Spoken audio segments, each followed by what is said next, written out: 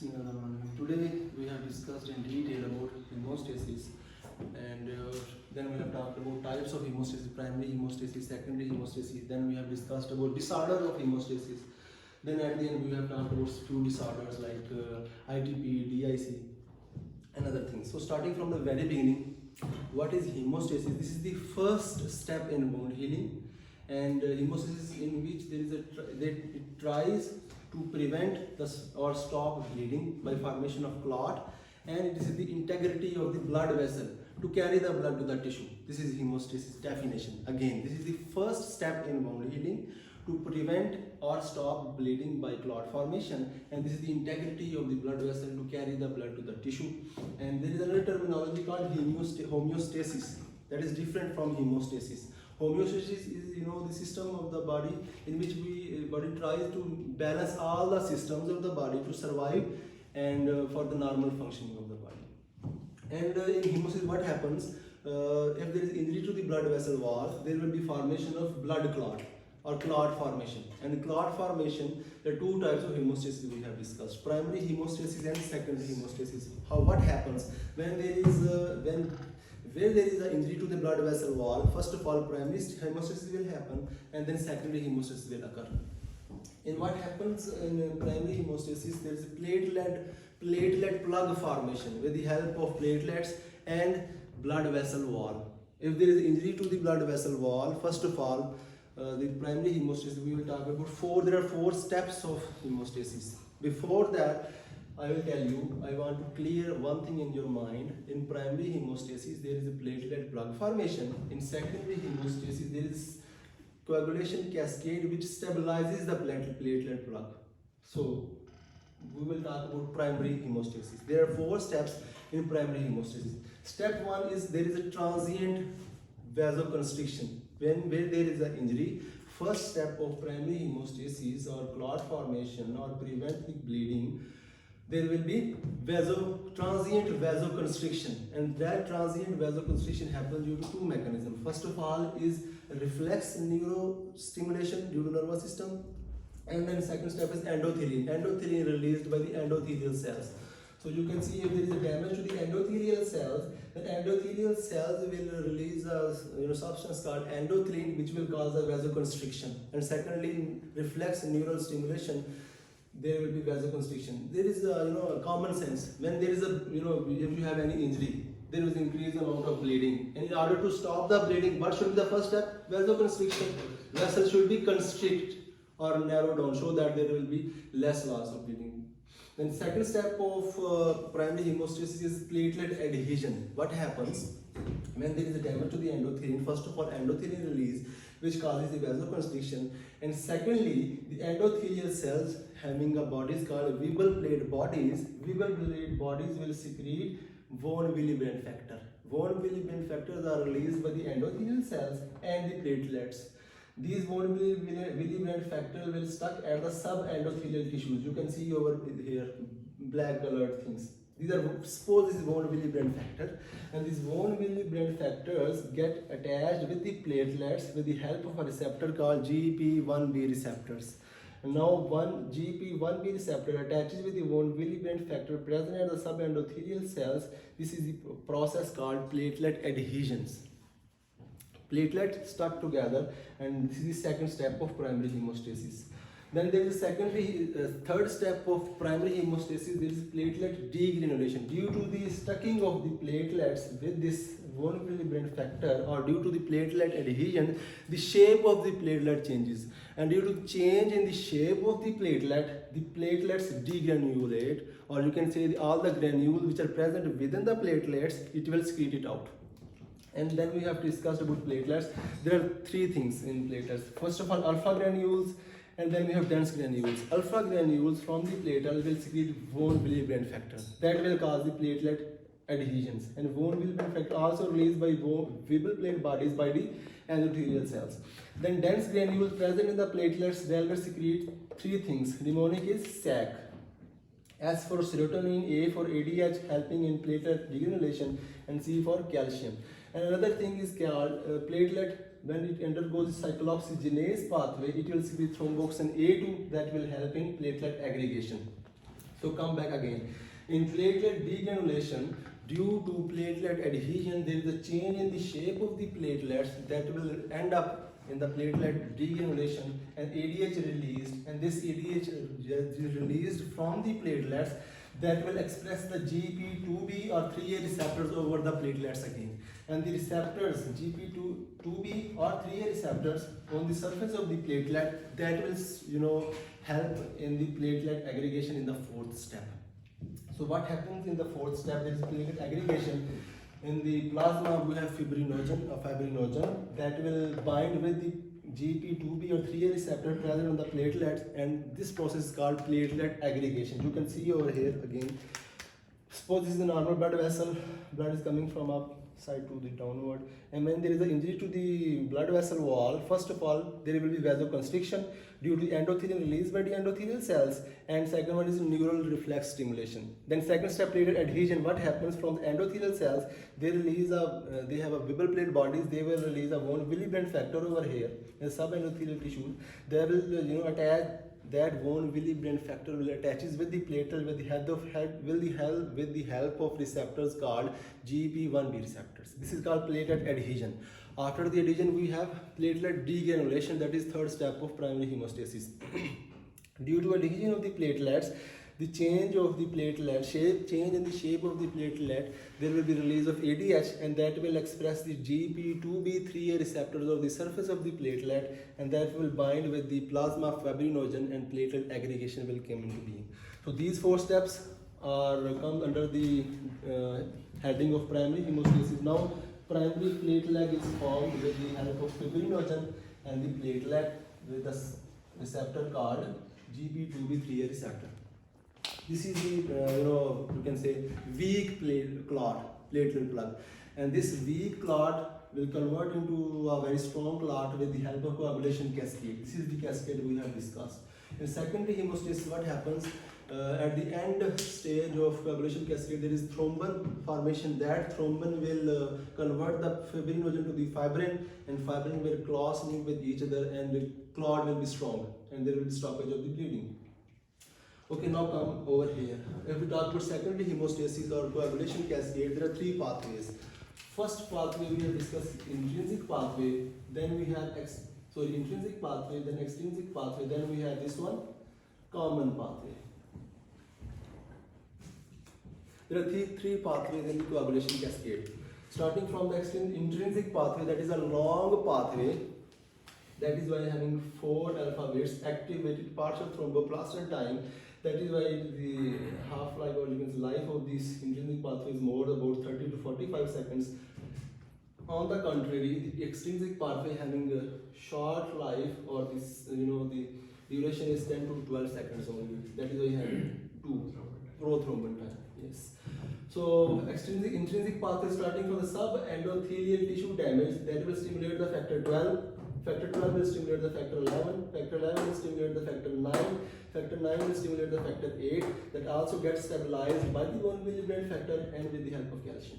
And then activated factor 8 will stimulate factor 10.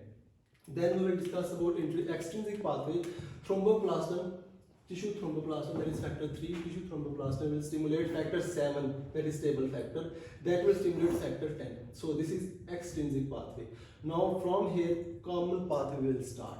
This factor 10, that is toward power factor, that will stimulate factor 5, it will stimulate factor 2 and factor 10 at the end of this cascade. So this is the coagulation cascade, do not forget. And if you want to know what is factor 10, 12 or 11 or 9, come over here. There is a mnemonic called foolish people try climbing long slopes. After Christmas, some people have fallen. So foolish, F for fibrinogen, the clotting factor 1, 2, 3, 4 till 15. Fibrinogen, second 2 is prothrombin, clotting factor 2 is prothrombin, factor 3 is tissue thromboplastin, factor 4 is calcium, factor 5 is labile factor, factor 6 is undetermined. Till now there is no name for that, or you can say there is no determination about factor 6. Factor 7 is stable factor, factor 8 is anti-hemophily factor A, factor 9 is anti-hemophily factor B or Christmas factor. Factor 10 is toward power factor. Factor 11 anti-hemophily factor C. And then 12, factor 12 is Hegeman factor, factor 13 is fibrin stabilizing factor, factor 14 is kallikrein, and factor number 15 is platelet. So these are the factors you must not forget. You have to learn these clotting factors just like in your fingertips. Okay, now we will discuss about some disorders of the primary, and we have discussed primary hemostasis is all about platelets function. And if there is abnormality to the platelets, there are two types of abnormalities: qualitative abnormality or quantitative abnormality. If there is a qualitative, the quality of the platelets are disturbed, then there are four disorders: Bernard-Solier syndrome, Glassman thrombocythemia due to aspirin and uremia. What happens in Bernard-Solier syndrome? There is a deficiency of GP1B receptors, and due to deficiency of GP1B receptors, there is deficiency of abnormality in the platelet adhesion. In Glassman thrombocythemia, there is deficiency of GP2B receptors, and due to deficiency of GP2B receptors, there is an abnormality in platelet aggregation. What happens in aspirin use? Aspirin will inhibit the cyclooxygenase pathway of the platelet. Due to inhibition of the cyclooxygenase pathway, there is no thromboxane E2 formation and there is no platelet aggregation. Then we have uremia. What is uremia? Urine in the blood or urea in the blood? Urea in the blood. There is a toxin that normally used to be filtered out by the normally function kidney, but it's in the end stage of renal failure. There will be increased level of urea in the blood. That is called uremia. Increased level of nitrogen in the blood, that is called azotemia. So that is increased level of urea in the blood that will disturb the platelet functioning, and due to disturbance in the platelet function, there is a abnormality in the platelet adhesion and platelet aggregation. And then if we talk about quantitative abnormality of the platelets, there are two subtypes. Number one is skin and number two is mucous membrane. Due to quantitative deficiency of the platelets or thrombocytopenia, in skin there is a petechiae, purpura, ecchymosis. After the bleeding, if the clot is formed, pinpoint clot is formed, and the size of that clot is 1 to 2 millimeter, that is called petechia. If the size of the clot is more than 3 millimeter, that is purpura. If the size of that thing is more than 1 centimeter, that is called ecchymosis. Or you can say there is easy bruising over the skin due to decreased level of platelets. And if we talk about the mucous membrane, due to deficiency of the platelets, starting from the nose, there will be nose bleeding, that is called epistaxis. Hemoptysis, cough with, you can say sputum with blood. Then there will be GIT bleeding. Then will be bleeding from the urinary system called blood and urine, hematuria. Then there will be increased intracranial bleeding due to severe thrombocytopenia. So normally millions of injury and repair system is working normally in your body, in my body also. Millions of injuries and repairs are going on, but we don't know it because we have normal amount of platelet in our body. But if there is decreased level of platelets in the body, then what happens? Normally injuries will occur, but normal repair will not be there. So if there is severe thrombocytopenia, severe deficiency of platelets count of platelet count in our body, that will end up with the increased intracranial hemorrhage or bleeding due to severe thrombocytopenia. And there will be menorrhagia also, excessive menstrual bleeding. Because there is a concept now, if the platelets are less, clot will not form, and if clot will not form, then there will be increased bleeding, because the thing that stops the blood, that is clot only. Okay, come back. Secondary hemostatic disorder. There will be post-surgical bleeding, like if you do a circumcision to a baby, then there will be excessive bleeding after the circumcision. Or if you extract a wisdom teeth from an adult, fully grown adult, then there will be excessive bleeding after the extraction of wisdom teeth. Or there will be hemarthrosis, deep tissue bleeding in the joints and the muscles. And if we talk about secondary hemostasis, we should not forget about PT and APTT time, prothrombin time. That is the measure of extrinsic pathway and common pathway. About PT time is about 10 to 12 seconds only. And APTT, activated partial thromboplastin time, is a measure of the intrinsic pathway and common pathway. That is about 30 to 45 seconds. And if we talk about international standard ratio, that is 2:1. Now we will talk about, then lab investigation for the primary hemostasis are, if the platelets, normal level of platelet, do you know what is the normal platelet count in our body? That is 150 to 450 K per microliter. You can say we have discussed 1.5 lakh से 4 lakh per microliter. This is the normal count of platelets. But if the platelets amount is less than 50,000, that will be named as thrombocytopenia. Why it is called thrombocyte? Because this is the name of platelets. Decreased level of platelet is called thrombocytopenia. Decreased level of leukocytes, leukopenia. So in primary hemostasis there will be thrombocytopenia, and normal bleeding time is 2 to 7 centimeter. But if there is a deficiency of the platelet, due to deficiency of platelet there will be no clot formation, the bleeding time will be more or less more. Due to qualitative and quantitative disorder, bleeding time will be increased. And to assess the plasma, to assess the shape and size of the platelet, we take a blood smear, and to assess the megakaryocytes, we take a bone marrow biopsy. So these are the lab investigations from the primary hemostasis. We come at the third slide. We have discussed about two disorders related to the primary hemostasis and secondary hemostasis. Primary hemostasis, most common cause of thrombocytopenia is ITP, immune thrombocytopenic purpura. What happens in the immune thrombocytopenic purpura? The splenic plasma makes an autoantibodies called IgG antibodies against the GP2B or GP2B3A receptors. And due to the attack of autoantibodies, IgG antibodies against the GP2B3 receptors over the surface of the platelet, that antibody-bounded platelets get phagocytosed by the splenic macrophages. So what is going on here? Spleen, from the one hand, it making the autoantibodies which are attacking with the platelet surface, and secondly, from the spleen, macrophages phagocytosing eating that platelet also. Due to the eating of the platelet by the splenic macrophages, platelet count will be more or less? Less. So due to splenic macrophages, there will be thrombocytopenia, and this is the most common cause of thrombocytopenia. The two types of thrombocytopenias are there. One in child, that is acute type, and in adult we have chronic type. What happens in child? There is a happening of the ITP in the child 1 week after the vaccination or infection, and it resolves on its own after the 1 week, and this is the self-limited disorder in the kids or the child, the acute form. In chronic form, it happens in adults, mostly in females of childbearing age, and it can spread to her offspring because IgG antibodies are those antibodies which are having low molecular weight, and due to low molecular weight, IgG antibody can cross the placenta.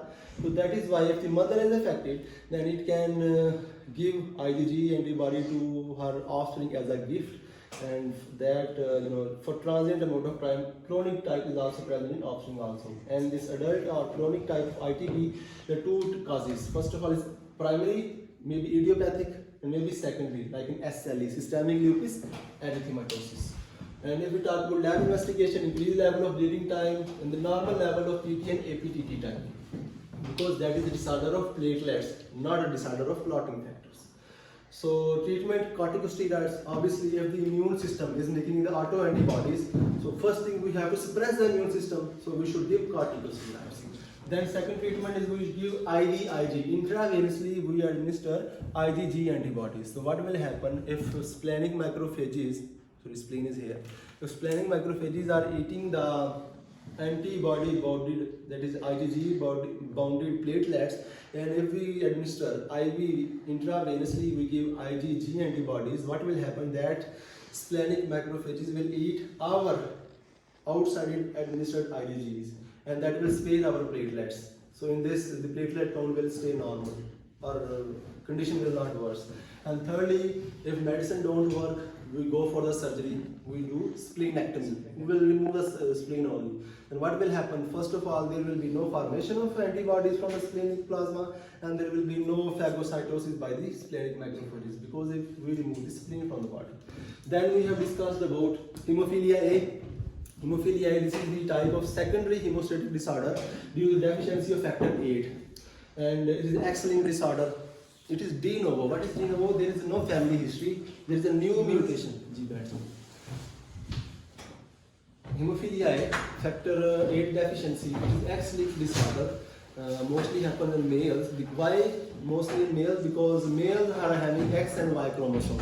If a disease is X-linked, there are more chances that male will get affected. Why? Because females are having two X chromosomes. If one X is abnormal, then other X, which is normal, they can protect the female from that disease. But that hemophilia is de novo, means there is a new mutation. There is no genetic, you can say, involvement. No family history is there. If there is a new mutation, that is called de novo. Other terminologies like déjà vu or déjà revi. Déjà vu, when you experience something that you have already seen, and déjà re, when you experience something you already dreamed. And there is another terminology called in vitro and in vivo. If there is any procedure which are present outside the body, that's called in vitro. And if some procedure is going on inside the body, that is called in vivo. Most importantly, we have discussed that in vivo fertilization and in vitro fertilization. In vitro fertilization, we fertilize egg and ovum outside the body in artificial seminization. And in vivo fertilization, in our own body, if there is a fertilization of egg and sperm together, making a zygote. Because we know when egg and sperm they join together, most important or common site is ampulla of the fallopian tube, and at the 4th day after the fertilization, that zygote will enter into our uterus, and the 6th day of after fertilization, there is implantation of that zygote with the uterine wall. So now we have discussed hemophilia A. Hemophilia B, that is deficiency of factor 9. Clinical features are the same. What are the treatment for hemophilia A? Recombinant factor 8. We genetically engineer, we artificially make factor 8 and give to the patient. For factor 8 for the hemophilia A, and we give factor 9 for the hemophilia B. Then the important disease, vitamin K deficiency. Normally what happens, vitamin K it is in inactive form, and liver makes an enzyme called epoxide reductase. Epoxide reductase will convert inactive form of vitamin A into active form of vitamin A. So again, vitamin K is inactively present in our body. Not actively present in our body, we take it by food. Our microbes, or you can GIT, normal flora we have, right? That normal flora will absorb, you get vitamin K from our whatever we eat, from food or from intestine. So that inactive form of vitamin A, when it gets mixed with enzyme called epoxide reductase, it becomes activated form of vitamin K. Then activated vitamin K, that is activated, it will cause the gamma carboxylation of factor 2, 7, 9, 10 and protein C and S. Gamma carboxylation of these 5 things, 6 things will lead to the activation of these things. And when factor 2 is active, common pathway is active. When factor 7 is there, intrinsic pathway is good. Factor 9 is there, extrinsic pathway is there. So these factors are helpful in common pathway, extrinsic and intrinsic pathways. And if there is a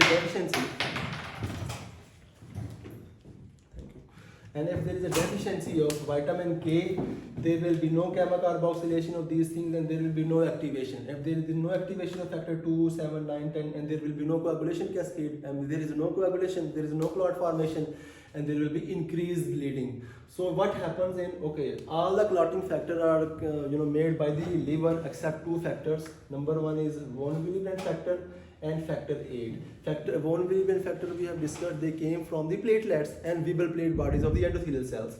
And factor 8 came from the reticuloendothelial system. And rest of all the clotting factors are made by the liver. So what happened, vitamin K deficiency again in newborn, because in newborn the normal flora is not that much mature that will make vitamin K. So in newborn we have deficiency of vitamin K, an increased tendency of bleeding in newborn. That is why we give prophylactically vitamin K injection to the babies. It doesn't mean they are bleeding. We give them prophylactically because we know there is no mature normal flora in the baby. They cannot get vitamin K from GIT. And if they cannot get vitamin K, there will be no activation of these factors, and there will be if there is no activation of these factors, there will be no coagulation or clot formation, and there will be increased chance of bleeding.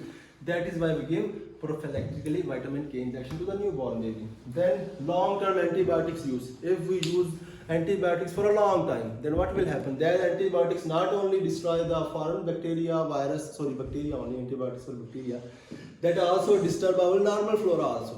And when we use that antibiotics for a long time, it will disturb our normal flora, and due to our own microbial disruption, there will be no vitamin K absorption, and there is no vitamin K absorption. That is same thing again. There will be no coagulation, no clotting factor, increased bleeding tendency will be there due to increased prolonged use of antibiotics use.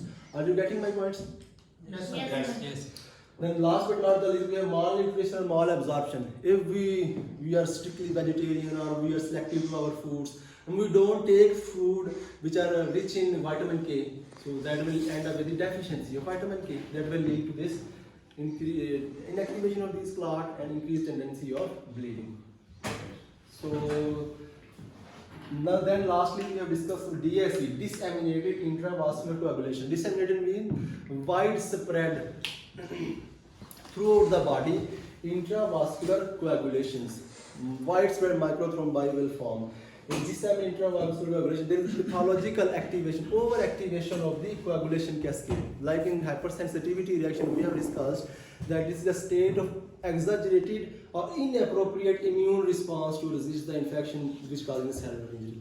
Here, this is the pathological overactivation of the coagulation system, disseminated intravascular coagulation.